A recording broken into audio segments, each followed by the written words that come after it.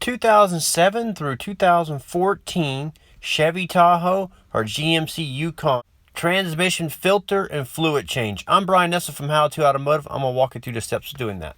The first steps to getting started is to get your vehicle in the air and racked up. If you're doing this at home, use floor jacks and jack stands to get the vehicle up as high as you can get it so you can crawl underneath. The first steps we need to do is get the shift cable here out of our way. It's blocking a few of the bolts for the pan.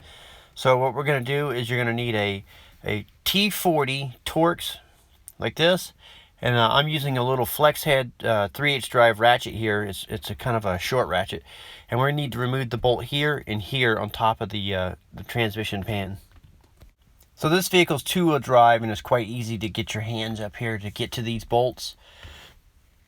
So here's a close-up view of what you're going to be dealing with. So you're going to the T40 Torx bolt here, and a little further back right here on the bracket is the second T40 bolt. So you're going to go ahead and remove those two.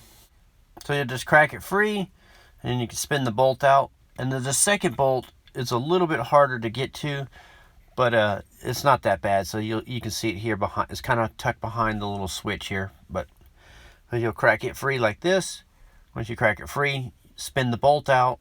And when you spin the bolt out, then what you're going to do is just kind of push the cable off to your side. You're going to leave everything hooked up. Just push it over to the side. That's it. Now you have access to all the bolts in the pan. So I'm going to use my Milwaukee M18 Fuel 3/8 drive impact gun here. And I'm going to remove one bolt, or I'm actually going to loosen one bolt on each corner and leave them about 3/4 of the way out.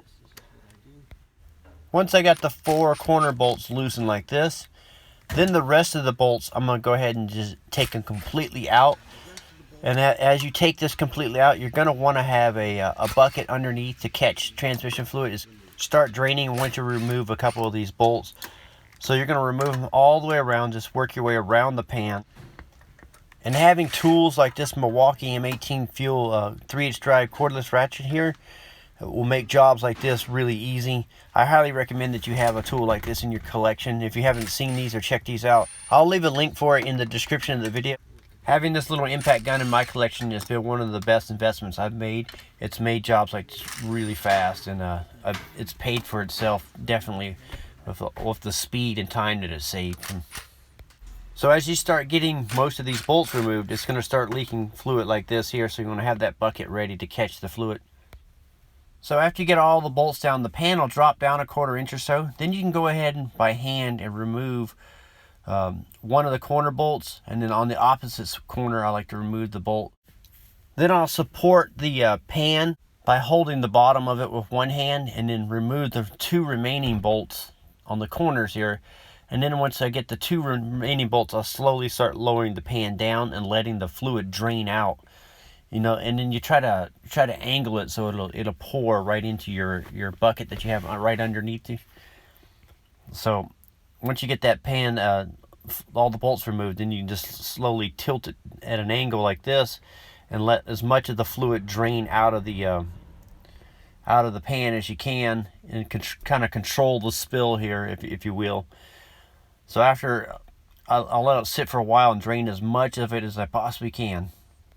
So after letting it drain off, the next step is to remove the pan. But if you look here, the exhaust manifold is in the way, and the book recommends that you take the exhaust out, unbolt it, and take it out. What I do is I use about a 4-foot long pry bar here, and I come around the back side, and I'll have a coworker help me, and they'll put the pry bar right here, and we'll pry down and pry the exhaust down, and on the other side I'll get ready to remove the pan once my coworker gets the exhaust pried down. Doing it this way, you won't have to remove the exhaust manifolds, and it's a lot less work. So we'll set the pry bar up right here.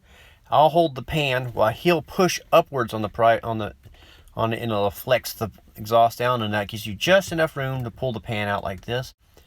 Now you can take the transmission filter here and remove it. You're going to just grab it with both hands and kind of just twist it and rock it back and forth and pull straight down. Some fluid will splash out once it comes free, so you want to be careful, and so you don't take a bath in the transmission fluid. So it's just pressed into a seal, and that's all it's holding it into the transmission. So once you get the filter out, you're going to want to change the seal that it was held in with. And the way I do that is I use a a pick tool like this. It's kind of like a little hook on the end of it, and you can grab the seal and you can pull the seal straight down. Sometimes the seal is really tight, and then what I do is I take a little screwdriver and I'll hammer it inside the in there and kind of bend the seal and kind of just deform the seal a little bit, and then use the hook tool to help pull it back out. Once that's done, now we're going to clean up our pan here. So you're going to remove the old gasket here. Just peel it off. Once you got the gasket removed, we're going to inspect the magnet here. If you see large chunks of metal, that would indicate a problem. But if you see a fine little metal shavings like this, that's a normal condition for this transmission. So what I like to do is just pick the magnet out, and I'll use a rag and thoroughly wipe off and clean off all the metal shavings, and then I'll clean up the whole pan. So I'm going to be using genuine AC Delco replacement transmission filter and gasket on this job with the fluid. So I'll link these all up in the description of the video. That way if you guys need to pick these all up, you can find those there. So now we're ready to start going back together. The first thing we're going to do is install the new seal here into the transmission. So we'll insert it into where we picked it out of, and then what I like to do is use a socket. This one turns out to be an 18mm impact socket with a 3/8 drive. It fits perfectly around it. So I'm going to use this socket to help drive that seal up into the transmission. And the way I do that is I take the socket like this and a little hammer, and I'll tap on the end of the socket, driving the seal up into the transmission until it's fully seated. And once it's fully seated, then we'll reinstall the transmission filter. Now you can take the new replacement filter and you line it up with the grommet, and you just lightly tap it with your hand and tap it up into position. Now that that's done, I'm just going to give the transmission mating surface here where the pan mounted up a wipe down. So I'll use a rag and I'll thoroughly wipe down, and if there's any old debris from the old gasket, I'll go ahead and remove all that stuff and just give everything a wipe down. Then after that, I'm going to prep the pan for reinstallation. So I'll start by putting the magnet back into place once I've cleaned it off with a rag. Then I'm going to use a little bit of 3M black super weather adhesive. It's a glue that's designed to work with gaskets, and I'm going to put a thin little bead around the pan like this. Then I'll line up my gasket with it, and I'll install it onto the pan like this and let it tack up for 4 or 5 minutes. And that'll hold the gasket in perfect place while we install the pan. To reinstall the pan, we're going to set up our pry bar again and pry the exhaust down 1/4 inch or so, and that'll give us enough room to reinstall it. So I'll have my coworker set it up. So the pan has a shallower end. The shallow end goes towards the back of the vehicle. So you want to line that up with the transmission, and then have your coworker or somebody pry the exhaust down. Then you can slide the pan right into position and start installing bolts. So I like to start 5 or 6 of these bolts by hand, and then once you got 5 or 6 of them started, then what I do is I switch over to a power tool, which is I'm going to use my M18 fuel here again, and it has a variable trigger, so I'm going to run it up until it just barely touches the pan, or bottoms out. And then after that, I'm going to use a torque wrench, and I'm going to torque all the bolts down to 8 foot-pounds.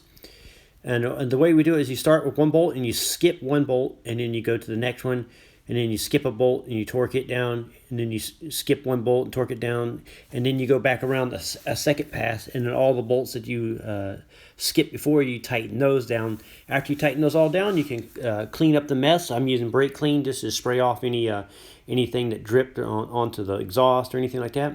After that, we'll install the shift cable bracket back on.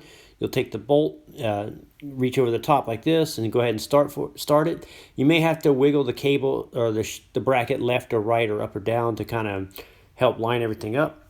But once you get it started, then you can go ahead and tighten the 2 bolts down. After that, we're going to fill up the transmission. This particular transmission holds about 5 quarts of full synthetic Dexron VI transmission fluid. It's made by AC Delco. The book calls for 5 quarts, but I put in about 4.5.